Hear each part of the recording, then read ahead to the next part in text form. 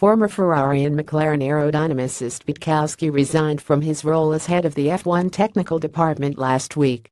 Until his resignation, Budkowski was privy to inside information from all teams, including future RD ideas submitted to the FIA for approval.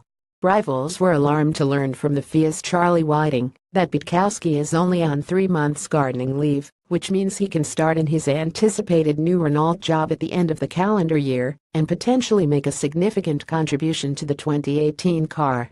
The subject was discussed by an informal gathering of the 6 strategy group teams in Malaysia, attended by Toto Wolff Mercedes, Christian Horner Red Bull, Maurizio Arrivabene Ferrari, Eric Boullier McLaren, Paddy Lowe Williams and Bob Fernley Force India. Renault is not currently a member of the strategy group. The letter that resulted from the meeting calls for new protocols for both FIA and F1 Liberty staff members, with a much longer gap before they can take on team roles. Liberty is included because it now has a strong representation of technical personnel working on new regulations. "I wish Marcin well, he's a good guy," Wolff told Autosport. "If he can move back to a team and make a career, I won't want to stand in his way.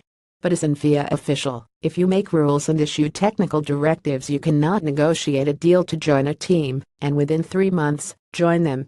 There might be a potential conflict of interests, which I'm not saying he has in any way abused, but there should be some kind of ethical policy that we all follow. We don't want him to look compromised in a position when he was heavily involved in the rulemaking and on the other side having ongoing discussions with teams. There needs to be a certain delay." Although there have been suggestions that the focus is now on protocols for the future, rather than a specific attempt to delay Budkowski's arrival at Renault, Fernley indicated Budkowski was still being discussed. "I don't know if something can be done at this point," said Fernley. "But I think we probably have to look backwards and forwards. It's quite clear that he's going to Renault, so there is a threat there."